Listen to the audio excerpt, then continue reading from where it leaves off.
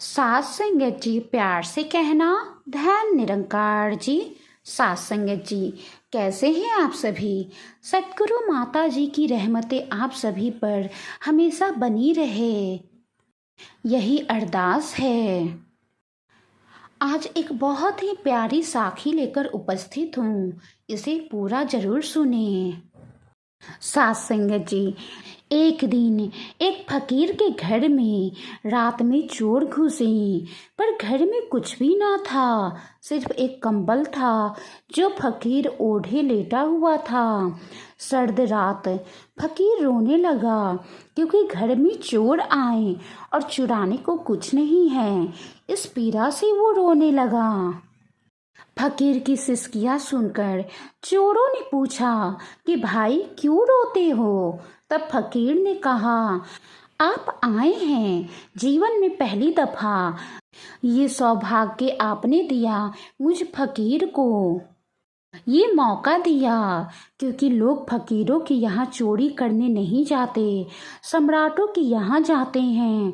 तुम चोरी करने क्या आए, तुमने मुझे सम्राट बना दिया, ऐसा सौभाग्य। लेकिन फिर मेरी आंखें आंसू से भर गई हैं, सिसकियाँ निकल गईं, क्योंकि घर में कुछ है नहीं। तुम अगर जरा 2 दिन पहले खबर कर देते तो मैं इंतजाम कर रखता। 2-4 दिन का समय होता तो कुछ न कुछ मांग कर इकट्ठा कर लेता। अभी तो ये कंबल भर है मेरे पास, ये तुम ले जाओ और देखो, इनकार मत करना। इनकार करोगी तो मेरे हृदय को बड़ी चोट पहुंचेगी। सात संगत जी, फकीर की बातों को सुनकर चोर घबरा गए। उनकी कुछ समझ में नहीं आया। अपने पूरे जीवन में उन्हें ऐसा आदमी नहीं मिला था। चोरी तो पूरे जीवन भर की, मगर ऐसे आदमी से पहली बार मिलना हुआ।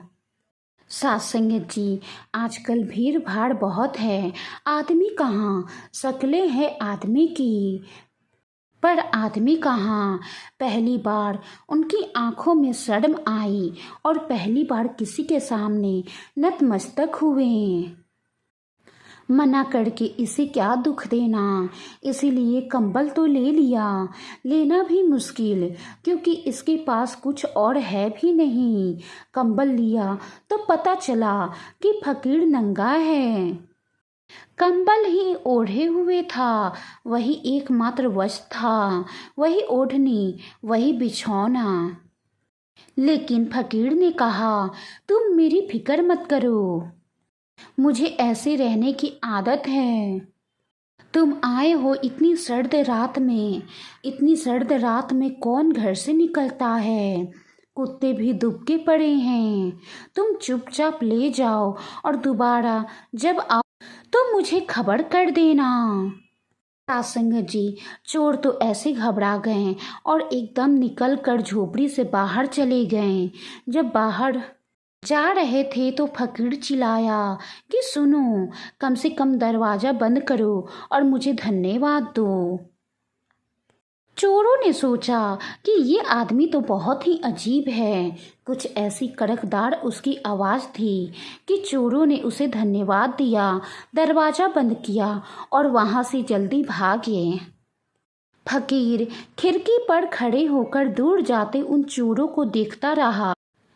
कोई व्यक्ति नहीं है ईश्वर जैसा, लेकिन सभी व्यक्तियों के भीतर जो धड़क रहा है, जो प्राणों का मंदिर बनाए हुए विराजमान है, जो श्वासें ले रहा है, वही तो ईश्वर है। कुछ समय बाद वो चोर पकड़े गए, अदालत में मुकदमा चला, वो कंबल भी पकड़ा गया और वो कंबल तो जाना माना कंबल था, वो उस प्रसिद्ध फकीर का कंबल था। जज ने तुरंत कंबल को पहचान लिया कि ये तो वही कंबल है जो फकीर के पास मैंने देखा था। तुम लोगों ने फकीर के पास से ये कंबल चोरी की है। सातसंगत जी, फकीर को बुलाया गया और जज ने कहा कि अगर फकीर ने कह दिया कि ये कंबल मेरा है और तुमने चुराया है, तो फिर हमें और किसी प्रमाण की ज़रूरत नहीं है, क्योंकि उस फकीर के बोल 1000 आदमियों के बोल से भी बड़ा है। फिर जितनी सख्त सज़ा मैं तुम्हें दे सकता हूँ वो ज़रूर दूंगा। सासंगत जी, चोर तो घबरा रहे थे, काँप रहे थे। जब फकीर अदालत में आया और फकीर ने आकर जज से कहा कि नहीं, ये लोग चोर नहीं हैं, ये बड़े भले लोग हैं।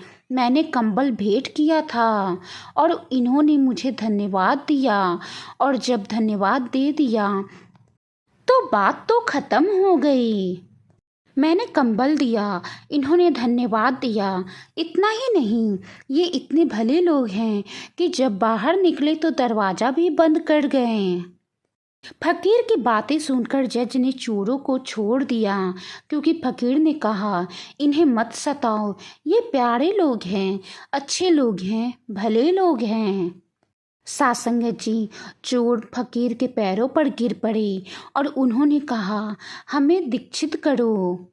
चोरों की बातें सुनकर फकीर हंसा और कहने लगा, तुम उस रहबर को जानो पहचानो, इसीलिए तो कंबल भेंट दिया था।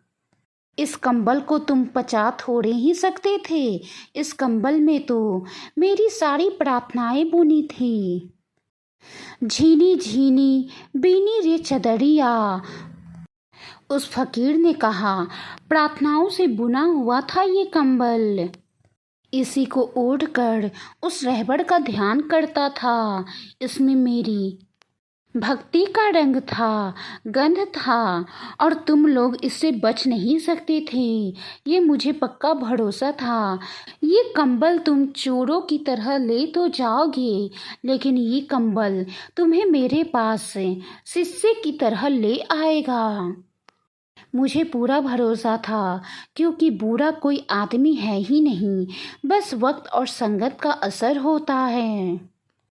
सासंगत जी, सत्य ही कहा है किसी ने कि शर्तों से परे होता है प्रेम। फकीर के प्रेम ने चोरों की भी मनसा बदल दी। फकीर के प्रेम ने चोरों को बुरे कर्मों से दूर कर अच्छे कर्मों पर ला दिया। सासंगत जी, कोई व्यक्ति अच्छा या बुरा नहीं होता है, ये तो समय और संगत का असर होता है। सासंगत जी, वाणी में कोई गलती हो गई हो तो बख्श लेना जी, प्यार से कहना। धन्य निरंकार जी।